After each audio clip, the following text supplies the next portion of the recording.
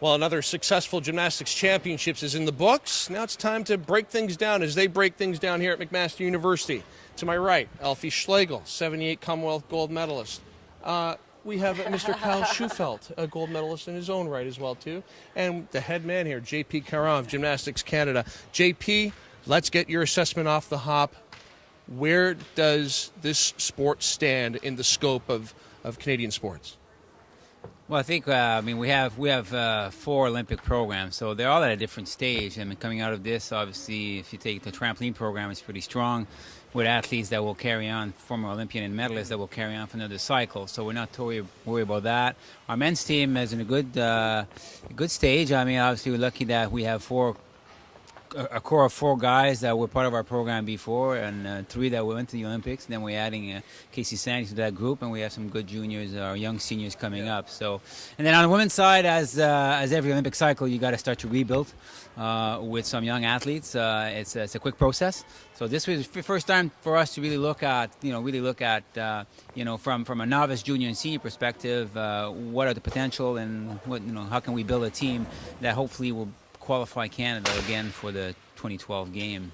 Well, Kyle and Elfi, JP used the word worry, and it kind of stuck in my craw a little bit with regard to gymnastics in this country. Is it a source of concern? You think? I'll start with Kyle. What do you think? I'll specifically address the men's side. I don't think there's any worry. I was super encouraged watching the competition today. We have a lot of veterans who are sticking around. We have Ken Aikita, Adam Wong, Nathan Gafuik, Brandon O'Neill. These guys are all Olympians, plus Casey Sandy's added to the mix. You have 5 veterans that are going to lead this team. And then there's the young guys, and they're hungry, and they're exciting, and they're strong. So I think on the men's side, there's no concern. No, the guys just need to compete. They need to work together towards that common team goal, and they'll be fine. Okay, Elfi, then what do you? Well, sure, and on the women's side, as you know, the female athletes are always the youngest ones at the Olympic Games. In fact, they're probably the youngest athletes in all sports at the Olympic Games. People always marvel at how amazing these athletes are at the Olympics because of their dedication and their youth. But on the women's side, what I took away from these championships are bright spots. There were bright spots, particularly in the novice competition. So many great athletes that the Canadians are going to be so excited about just how many are going to be eligible for 2012. But the current senior national team, you have names that have come out for the first time. We're waiting for some of those other athletes to move aside, and they kind of made their mark. Sydney Sawa, how long can she hang on? Will she stick it through till 2012? And then bright spots like Miranda Meyer, who's just 15 years old and certainly has all the looks and the goods to deliver on a national team. Okay, so as you said, Elfi, as JP reiterated as well, it's about rebuilding. Every program, regardless if it's amateur or professional sports, goes through a bit of lean times.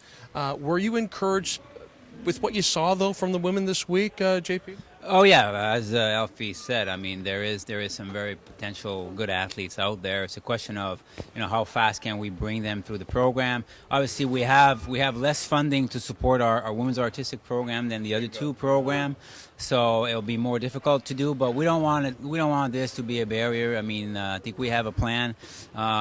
We're going to try to support as much as we can the athletes, and also through the support of the provinces and the club to get them out there, get some international experience in preparation for 2012. JP, what a catch-22 situation. I was just on Kyle's blog last night, and you were thanking a whole list of people that helped you out on your journey, and one of them Gymnastics Canada, and you thanked them for, what was it, having trust in you and putting you in positions to succeed. That's competition, isn't it, Kyle?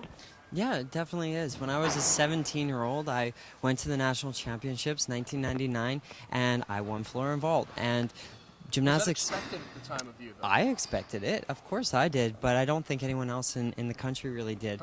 And then Gymnastics Canada had the 2nd spot for the Olympic Games, and they decided to send me to World Cups. I was unknown, and I went, and I credit my experience at the 2000 Olympics to my success in 2004. You have to get out there and know what it's going to feel like before. So they're literally Kyle Shewfelt's Elfi out there? Is that what's being said here? Absolutely. They're all out there. It's just a matter of tapping into them and giving them all the resources and give them the world. I was 12 years old. I went to Japan. I was traveling to Russia. I already was traveling internationally and got that valuable experience, lining up beside the Russian athletes thinking, oh my gosh, I'm here. I'm seeing the world and I'm figuring out how it is to compete on the international stage. And then at age 14, winning the Commonwealth Games. You need that for your athletes. They need to get outside of Canada, and they need to figure out what it's like to feel those nerves competing on different equipment and seeing the people that they read about or they see on the web themselves. Yeah, exactly. One of my goals as a gymnast growing up, and I know a lot of the younger athletes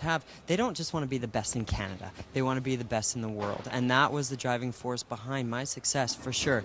I always look to peak at a World Championships, at an Olympic Games, at a Commonwealth Games. National Championships was just a stepping stone. So I think the results that we saw here are really encouraging for the future. JP, I'm sure you have a lot on your plate, obviously, with with all the programs associated with Gymnastics Canada. Is there some sort of frustration, though, with, I don't know, how do you say this? A lack of attention, basically, to the sport. Is there frustration?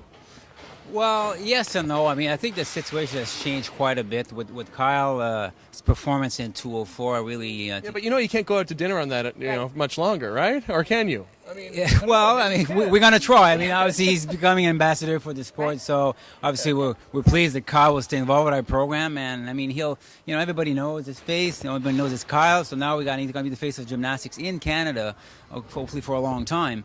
And with all the other athletes coming up, I mean, Brandon O'Neill, is well known internationally. And I think, building up towards 212, we just got to keep working on promoting the sport, create more awareness. Sure. I mean, women's artistic, men's artistic, trampoline, they have a profile. Just think about rhythmic gymnastics. Yep. Their profile needs to be built, and we were also working on that. So it is frustrating. Or I'd say it's more a challenge than being frustrated.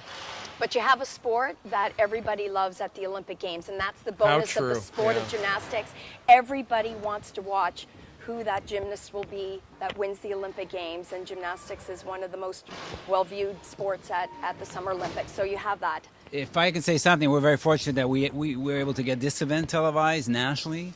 And so, when you get a broadcast like CBC that's willing to do 2 90-minute show in prime time, that's the best way to promote the sport at a national level. How important is it for a 15-year-old kid to feel that need to take it to the next level? Well, that 15-year-old kid needs to know what it's like to step outside of the national championships at home in Canada.